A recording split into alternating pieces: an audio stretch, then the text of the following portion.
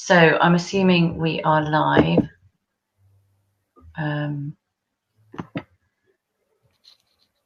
Although when I go to Facebook, anyway, I'll assume we're live. If you can see us live, please just write it in the comments. I'm just going to assume we are live. And I am very excited to be introducing Sharon King. She works with mothers to help them have a natural birth experience, helps people transform their experience of birth, and teaches midwives and other birth professionals.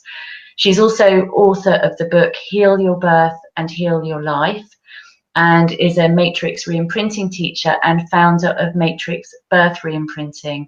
And I'm so excited to have you here today because you came a few months ago to run a training on Matrix Reimprinting, which was phenomenal. And you're coming very shortly in July to run another training for us, which is Matrix Birth Reimprinting, which I have been waiting for, as you know, for a very long time. So I'm super excited to be doing the training and to talk to you today and pick your brains and find out more about it.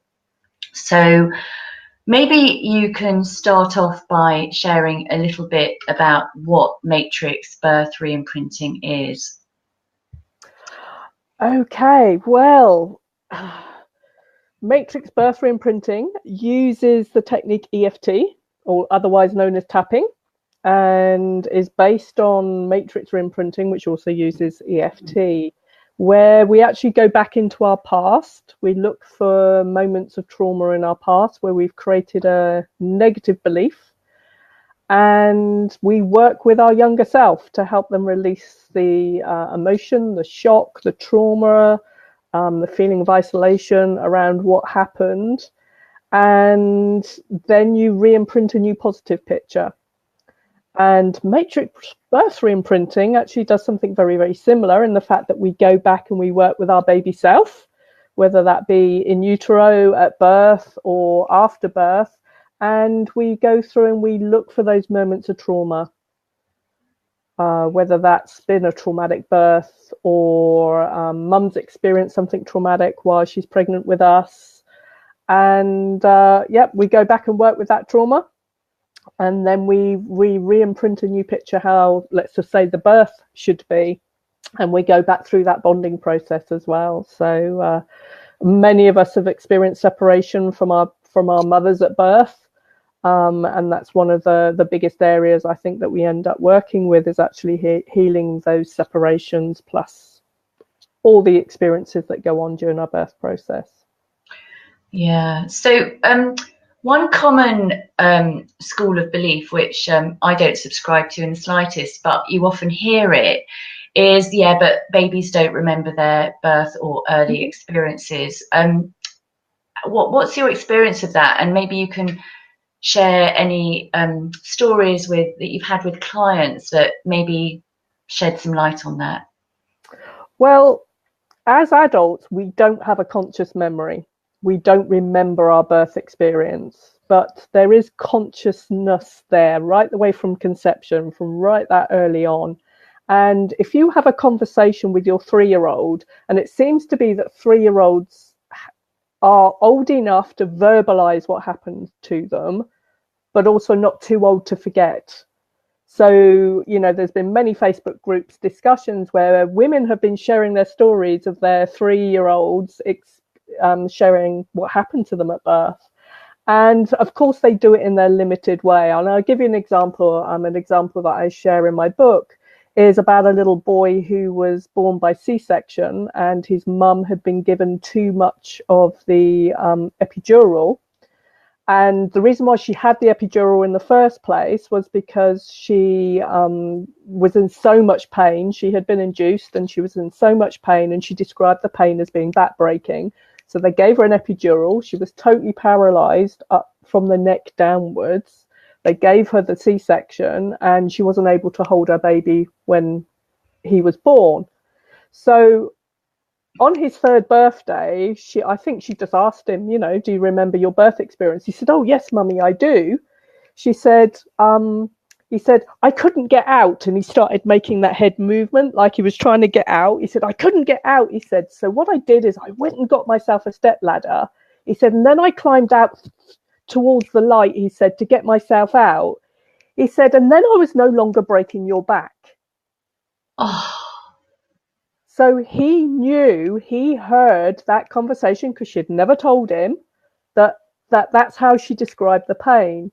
But not only that, he then said to her, but mummy, I didn't know whether you loved me or wanted me because you didn't hold me. So she had to say to him, I'm really sorry, darling. What happened was mummy got given too much medication. Mummy couldn't move her arms. And I so wanted to hold you, and I'll give you a big hug now. Yeah. So, of course, that brought up a lot of emotions for her. And then we ended up doing a session on that too. But for him in that moment, there was that understanding. He made that belief that he was breaking mum's back, that he had to get himself out of this situation, and that maybe he wasn't loved or wanted because mum didn't hold him. So, you know, there's those three very strong and powerful beliefs going on within that little being. So, and there's many stories I can tell you, but I think that one just really highlights exactly what you just asked me. Yeah, absolutely. And interestingly, luckily, when my daughter was little, I was aware, I already knew about this stuff, and I was able to ask her about what she remembered about the birth. And it was really interesting. And I think those conversations that mums can have with their children, particularly when they're just old enough to speak, but not too old to have forgotten, can be really, really powerful and healing. So yeah, it's really, that story is beautiful. So thank you so much for sharing. Wow, it's all tingly.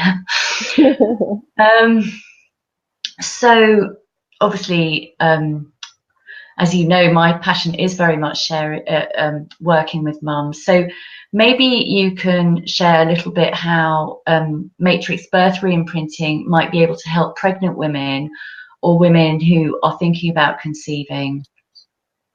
Okay, so let's start with the pregnant woman first. Yeah. So when I'm working with a pregnant woman, then there are a whole number of things that I like to do with a pregnant woman, and one of them is to help her clear her own birth experience, because quite often there's a link between how we're born is quite often how we give birth. So if we can go back and we can heal her experience of her own birth story, and clear any trauma that was around that, and empower her to have a natural birth experience, then that's a massive step towards her going on and having a natural birth experience herself. The other thing that I work with pregnant women is anything that's going on in their lives right now that's going to be affecting them, but also looking at their belief systems, because it seems to be a very powerful time when women are giving birth, that they're at their most vulnerable. That's when their real dark, or not dark, negative beliefs comes into play. So if they're feeling unsafe in the world, if they're feeling they're not good enough, if they've got this fear of authority, then all of that's going to be heightened at that time. And that's going to add to their birth experience. So I work with them very much on, I do what I call a future birth reimprinting, to help them, you know, go into the future, show the baby how the birth's going to be. And that really does help to create, again, a natural birth experience for them. But it may be that they've also given birth in the past, or maybe they've lost a child, or they've had a termination, or they've had trouble getting pregnant, or they've had IVF, or whatever. You know, each person brings their own story. Maybe they have a difficult relationship with their husband or their mother or whatever. You know, so we work on all of those in order to help prepare the woman for birth as well. Because one of the things I see time and time again is how many women do not look at and study what it takes to have a natural birth experience, and then they just walk into hospital, they hand over their power to the authorities. The minute you walk into hospital, you're on hospital time, and yes, a lot of amazing things happen in hospital, but also sadly it's not, you know, hospitals are not always designed to go for natural birth. So and it only takes one little thing to slow the birth process down or to stop the birth process. As soon as that woman goes into fear, the birth process can stop, which is a natural thing that happens, you know, in mammals and in us. In order to be able to birth safely, we need to really give birth in the similar situation to how the baby was created in the first place. You know, we need to be in that place of trust. We need to be able to be intimate with our partner. We need to be able to go inwards and focus on what's happening, and you know, not have all this panicking stuff going on around us. Yeah, So absolutely. a bit of a long answer to your question, but each person brings their own things. But you know, a lot of it's covered in my book, like why birth goes wrong, you know, what's the impact of having a C-section, for instance, or even, you know, the fear that you may go into if you have a scan and they may see that there's something wrong with the baby, or potentially there may be something wrong with the baby. You know, that mother's going to go through those weeks before she has another scan in fear. So all of this has an impact on the baby, but also has an impact on the mother, and also has an impact on how that birth is going to be. Yeah, that's so true. And I think the baby in utero can often create beliefs about what's going on, and often misinterpret, like the little boy that you described does as well. Yeah. But mainly babies are picking up on their mum's beliefs. So every thought, feeling, emotion that mum has, the baby's also taking that on as their own too. And they sense the world through the mum's perception of the world as well. So, you know, nature's designed it like that. So the baby has the best chance of living in the environment it's being born into. So Sharon, I'm just actually noticing that there's a comment here and it says I can't hear. So could anyone, I'm really hoping that you can hear. So maybe someone could just comment and say whether you can hear or not. And it looks as if we do have some people watching, but nobody online seems to be commenting. I've got sound. I'm just checking it on my phone. Oh yeah. Oh yeah. You've got sound. Yes. Oh yeah. Okay. Perfect. Yeah. Okay. Perfect. Yeah. They can hear. That's fantastic. So while we're talking, if any questions come up for you, please do post them in the comments. And if we get time, we can address them. Is that okay, Sharon? Yeah. Yeah. Brilliant. So let's see what else I was going to ask you. So one question that comes to mind is, like, how can mums tell if their children have experienced birth trauma? Because from my perspective, I always think the mum gives birth and the baby is born, and these can be two different experiences. And also in my experience of actually supporting women in labour, the mum and the baby can have very different experiences. So if a mum's concerned, what would you suggest, or how can you tell? Usually they're depending on the level of trauma, will depend on the level of signs that the baby's showing. So for instance, a lot of trauma crying, you know, that it doesn't matter what you do with the baby won't settle. That usually will come about after quite a traumatic birth, and the baby's trying to express its birth trauma. A lot of babies, when they're born, if it's an unmedicated birth, you know, you go through this beautiful bonding experience. So mothers will know whether they've had that bonding experience with their baby or not. And they'll just either feel that close connection or not that close connection going on. There may be a lot of colic. I mean, colic, from the point of view of trauma, a lot of our trauma is actually held in our stomach. But also if it's a C-section birth and they haven't picked up the gut flora, so they're having trouble digesting food. So there's, for the mother, it's having trouble connecting with the baby or having trouble understanding what the baby needs. And for the baby, it's that continuous crying, or it may be completely the other way, where the baby's very shut down. Yeah, either end of the spectrum is actually, because of trauma. That I'm not talking about your happy baby, that doesn't really cry much because it's getting its needs met and just makes a little whimper when it's hungry, and mum knows that's that's your normal baby. But of course, babies also cry to get their needs met, and it's very important to keep responding to that. Absolutely. Because babies don't understand. The babies for the first 9 months are actually just operating from their reptilian brain, which is their survival brain. So that it's food, nurturing, comfort. They've got no awareness of the past or the future. So right now in this moment, I'm hungry, and if you don't respond to me, then potentially this is a life-threatening situation. So you've got to expect your baby to cry and respond if the baby starts getting to that point that it's feeling, my needs are not getting met. But if you meet those baby's needs and the baby then settles, then that's totally normal. But if there's no settling this baby, then it could be an indication that there's birth trauma going on. Thank you. Brilliant. And for those of people watching who aren't mums, but they're interested in how this relates to them, what would you say?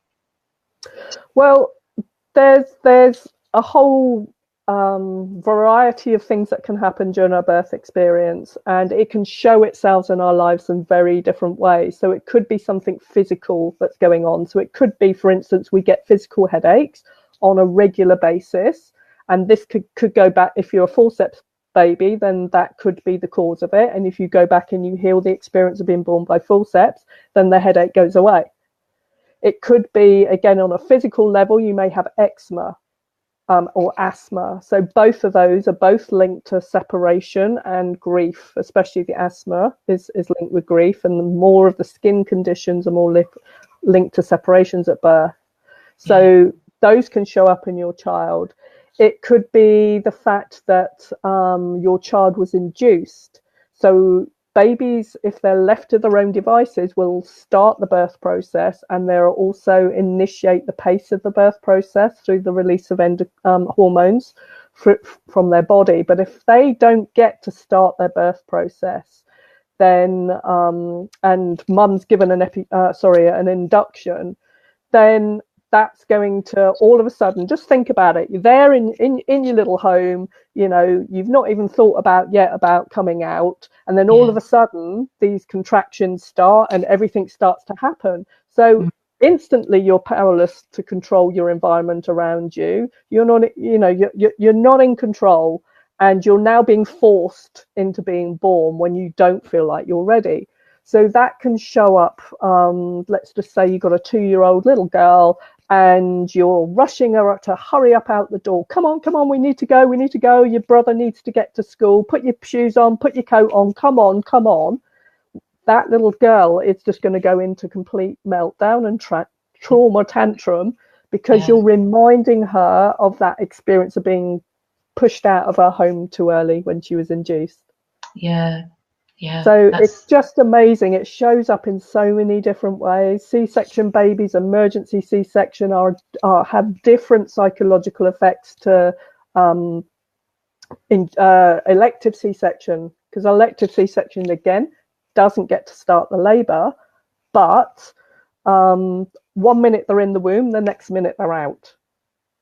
So those babies turn into children, adults who find they process information really quickly, because they had to learn very quickly to process information.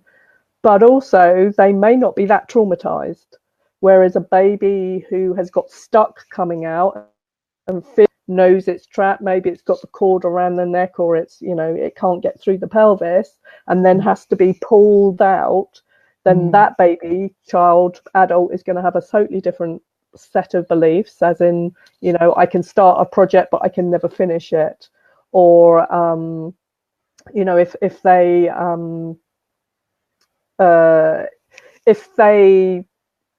they'll be your children who probably are very clingy, especially if they've experienced separation as well, other traumas afterwards, which most C-section babies do, because they have to be suctioned, they have to be all the stuff that goes on with them. So it's normally a combination of things that add up to all these different beliefs, and one belief will load on top of another, on top of another, on top of another. Yeah. And that's not, I think it's also good to say right now, any mothers that are listening, just know that you were doing the best you could with the knowledge and understanding you had at the time. And because I know this can be so triggering to hear from others, and I don't want you to feel that, you know, everybody's doing the best they can with the knowledge and understanding, but I'm just expressing that this really does, you know, how we're born, how we're conceived, our time in utero, our first couple of years of life are our foundations. It makes up who we are, how safe we feel in the world or how unsafe we feel in the world. And the really good news is that even if you or your child has had a difficult start in life, it's not forever, because these tools that Sharon's sharing and the tools that I use as well, they can heal this permanently so that you don't have to continue experiencing that. And if you're feeling that guilt that Sharon was talking about, that too can be released fully and completely, so that you can experience complete emotional freedom from all of this stuff. And I know for some of you watching that may seem like a miracle, but I'm sure Sharon will wholeheartedly agree with me on that. Yeah. Absolutely. And magic and miracles is what we work in, I think, with every day when we do this. You know, I've had a lady who, on her first birth experience, she gave birth by C-section. Her epidural didn't work and she was literally cut open, and I've had a number of women like this now who literally cut open with the epidural not working, and she was in terror of giving birth to her second child. And 3 sessions we healed that trauma, and she went on to have a very natural birth experience. But it also has effect on the baby. What's magical about this, and what's amazing, is that when you work with the mother in the matrix, as we call it, it also has an impact and a positive impact on the child as well. So whether that's physical or emotional or both, there's stacks of stories in my book about all the different changes that go on, not just for mum but for baby too. Fantastic. And just to say that if adults are watching that haven't got children, that it's never too late to heal your birth. Yeah. My oldest client, who was 82 years old, and she went back and she healed the separation that she had with her mum at birth, and just felt totally connected. Oh, that's so beautiful. That's so moving that at 80 she would, have, because I find that most people who come to us are generally not of that generation, but when they do come, it's so moving and so tender that they're able to do the work at that stage. So that's beautiful. Thank you. So I'm just going to have a quick read of what's here. So my daughter Phoebe, now 27, who was induced, would rather be late than early. The worst thing for, I don't know why it's going off screen. Can you see this one? The worst thing for her is to be early for an appointment, need to go back to her birth and properly tap out the trauma of being rushed. Okay. Anything else here? I think that's it. So is there anything else that I haven't asked you, Sharon, that you would like to share? Gosh, yes, so much.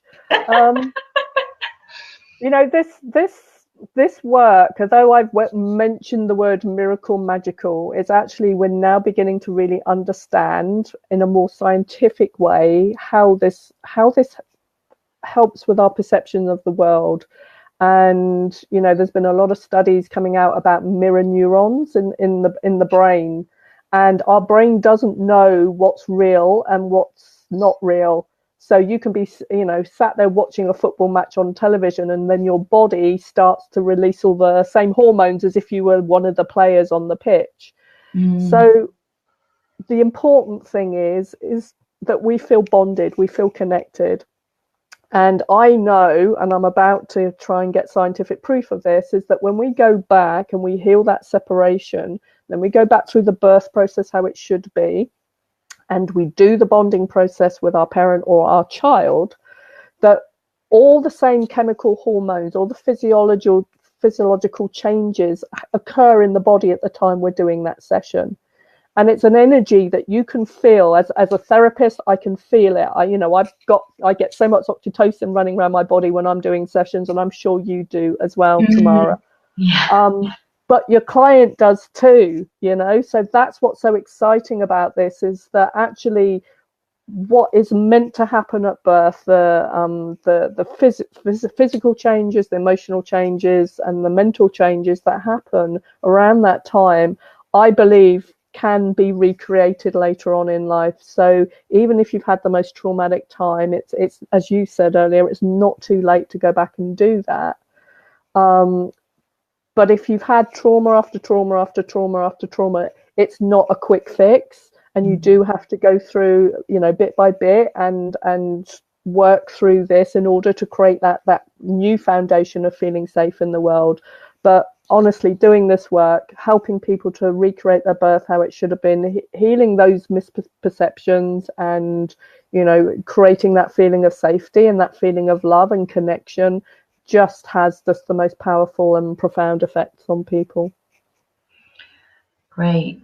So just one last question that I wanted to ask was, if you've had a trauma earlier on in a previous generation, how can that impact the birth? And obviously that's something that's very interesting to me, because I do family constellations as well. So yeah, so there's quite often an ancestral pattern that runs in families of either miscarriage or traumatic birth experiences.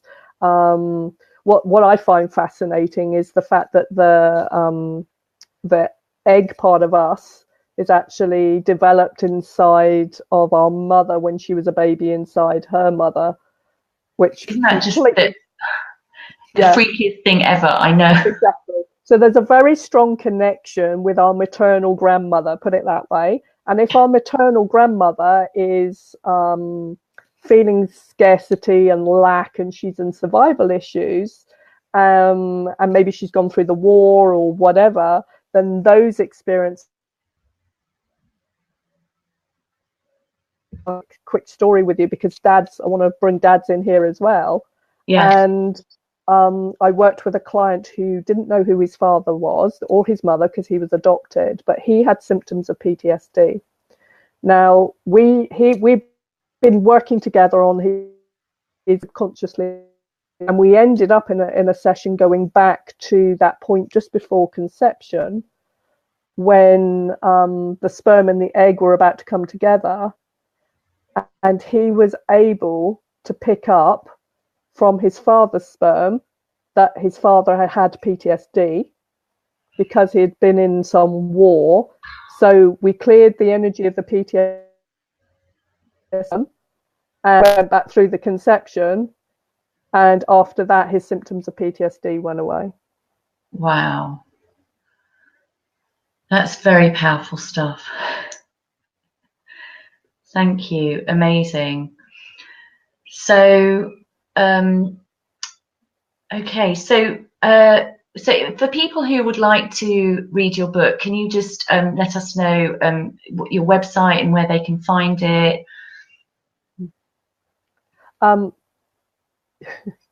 Yeah, the book's called Heal Your Birth, Heal Your Life. I'm just very aware that everything is running quite slow right now, so I don't know whether it's me or my computer. The book's called Heal Your Birth, Heal Your Life. And I've got two websites, magicalnewbeginnings.com and healyourbirthbook.com. And you mentioned before the call, you're going to share a link to some information that could be useful. Yes, I did a webinar called all about ACEs, adverse childhood experiences. So that's a study that they did in America where they've linked the amount of childhood trauma, early childhood trauma, or adverse childhood experiences you've gone through, the more of those you go through and the higher your score, the more likely you are to have things like diabetes, weight problems, depression, suicidal tendencies, all of the cheerful stuff. And I've actually added to that the potential of the traumas going through birth. So adverse babyhood experiences, as I call it. So you can have a look at that. It's on magicalnewbeginnings.com/ACES, ACES. And then you just put your name and your email in, and then you'll be able to watch that recording. Fantastic. I'm sure that would be really useful to a lot of people watching. And for those of you who have done the EFT and the matrix reimprinting, we are very excited to be hosting Sharon again in July in Kings Langley. And again, I can post the details on the link here if you're interested in joining. And if you would like to do Sharon's matrix reimprinting, she runs them all over the world. I know you've got something coming up in New Zealand. Is that right? Yes, in New Zealand, I'm actually going to be doing something slightly different. I'm going to be working with families who were pregnant at the time of the earthquake 7 years ago, and how their children are now experiencing all this anxiety. Wow. Yeah, but I'm actually going to be doing matrix birth reimprinting probably in Melbourne in where am I? September. So details of that will eventually be on my website. So yeah, go on. Yeah, no, I was just going to say, and if you've trained in EFT and you would like to do matrix with Sharon for us hosting in Kings Langley, do let me know, because we would love to have Sharon back. It was such a success last time. So yeah, just post in the comments or email me info@tomorrowdawn.com, and I'd love to bring you back to Kings Langley. So that'd be amazing. I'd love to come back. And also, you know, if anybody's not heard of EFT as well, to check you guys out, because you do a phenomenal EFT training. So thank you. Thank you. Well, it's been amazing chatting to you. I can't wait to see you again in July. And do post questions and comments, and we'll be checking in. Okay. Thank you, you're welcome. Bye. Bye. Bye.